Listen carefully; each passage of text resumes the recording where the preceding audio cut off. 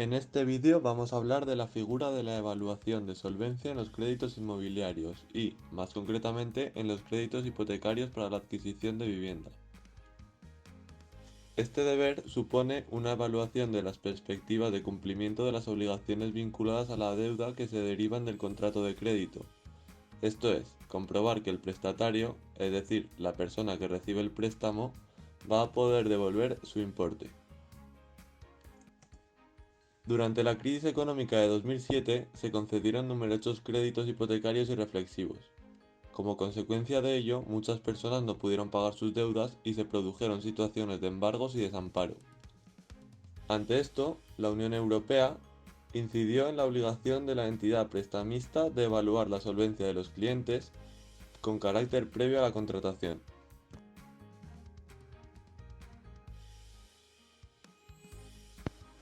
Las preguntas más frecuentes que nos podemos encontrar acerca de esto son las siguientes. ¿Cuál es la razón por la que se exige la evaluación de la solvencia? Podemos hablar de tres finalidades más destacadas. La primera es la protección de las personas que solicitan créditos hipotecarios, para no concederlos a personas sin solvencia y evitar así que en el futuro no puedan pagar y se produzcan desahucios. La segunda finalidad es el incremento de la competencia en el mercado bancario. Al disminuirse el número de prestatarios, disminuirá la morosidad y no aumentarán los tipos de interés de los préstamos de los clientes que sí los pueden pagar, aumentando así la competencia entre los prestamistas. Con todo ello, conseguimos la tercera finalidad, prevenir las crisis bancarias e inmobiliarias. La segunda pregunta es la relativa a quién debe evaluarla y a quién. Lo deben evaluar las entidades prestamistas, ya sean entidades de crédito, como los bancos, cajas de ahorro, cooperativas de crédito, o los establecimientos financieros de crédito. Los sujetos pasivos, es decir, a quien se evalúa, son los clientes potenciales de las entidades de crédito españolas, que sean personas físicas, que soliciten un crédito hipotecario para pagar sus casas.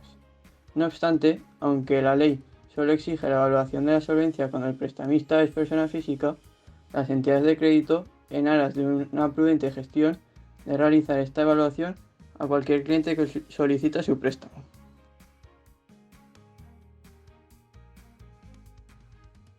Bueno, ahora vamos a hablar sobre lo que se evalúa. Las entidades de crédito, en el caso de los créditos o préstamos hipotecarios, deberán contemplar ciertos aspectos para verificar la capacidad del cliente para cumplir las obligaciones derivadas del préstamo. Entre estos factores podemos encontrar como la situación de empleo, ingresos y patrimonios del cliente. Estos serán tanto presentes como los previsibles para el futuro. Además, también se podrán contemplar los gastos fijos ya asumidos, para lo cual se revisarán tanto documentación de la variabilidad de los ingresos, el historial crediticio y el nivel previsible de ingresos del cliente. En el caso de los préstamos con garantía real, como pueden ser las hipotecas, la evaluación de la solvencia no se basará predominantemente en el valor de la garantía que exceda del importe del préstamo, o en la hipótesis de que el valor de dicha garantía aumentara, a menos que la finalidad del contrato de préstamo sea la construcción o renovación de bienes inmuebles de uso residencial. Esto es, se puede tener en cuenta, pero se prohíbe que se base de modo predominante en él. Además, cabe decir que no se puede sustituir la evaluación de solvencia aunque se suscriba un seguro de amortización de créditos de préstamo. Pero, ¿cómo se evalúa? La entidad debe evaluar con la información obtenida por el propio cliente y tiene que contar a su vez con mecanismos internos para realizar la evaluación de solvencia y revisiones periódicas posteriores. Además, pueden obtener información de la Central de Información de Riesgos del Banco de España, donde constan todos los préstamos, créditos, avales y riesgos a partir de los 6.000 euros. También pueden contar con otro tipo de información obtenida a partir de ficheros de crédito y solvencia patrimonial. La Ley Reguladora de Contratos de Crédito Inmobiliario exige que el coste de dicho procedimiento en ningún caso podrá repercutirse al potencial prestatario. Todo ello será supervisado bajo el Banco de España. ¿En qué momento debe realizarse la evaluación?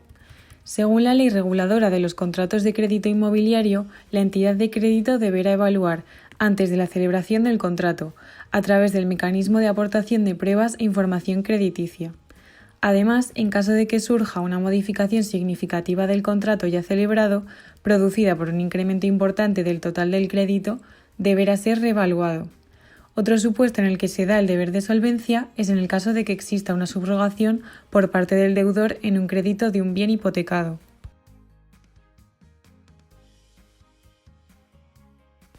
Si es positiva, ¿debe concederse el préstamo?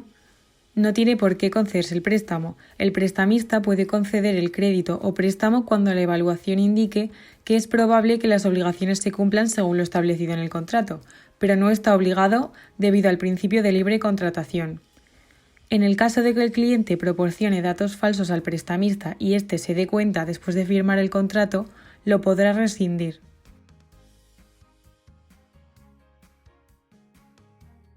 ¿Y si es negativa esta evaluación de solvencia? ¿Debe negarse el crédito?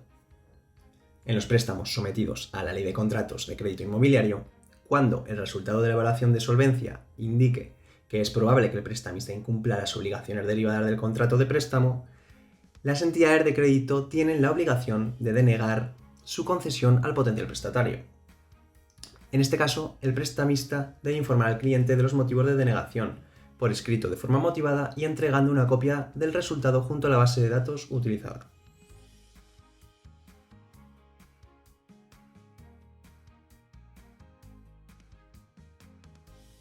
¿Qué pasa si la entidad no realiza la evaluación de solvencia? En caso de incumplimiento de este deber, la Ley de Contratos del Crédito Inmobiliario no prevé ninguna consecuencia directa. Únicamente, con arreglo a la Ley de Ordenación y Supervisión de las Entidades de Crédito, se podrán establecer una serie de sanciones administrativas, tanto para la entidad prestamista como para los órganos encargados de su administración. Sin embargo, no se derivan consecuencias civiles ni contractuales. Es decir, se multa a la entidad que no ha evaluado la solvencia del prestatario, pero no se anula el préstamo. La consecuencia directa de esto es que el prestamista no podrá rescindir, resolver o modificar el contrato si el deber de evaluación que corría a su cuenta no se realizó o se realizó incorrectamente. Esta cuestión ha sido muy criticada, porque puede incentivar a las entidades a realizar prácticas negligentes. Esto es, al banco le puede compensar más la sanción que la pérdida de clientes. Por todo ello, cuando se tramitaba el proyecto de la Ley de Contratos de Crédito Inmobiliario, en el marco de las enmiendas se propusieron una serie de sanciones a las entidades que realizasen dichas prácticas, tales como pérdida del derecho al cobro de los intereses de demora e incluso sanciones a los propios empleados que efectuaron la operación sin la debida diligencia. Sin embargo, en la normativa actual no se contemplan.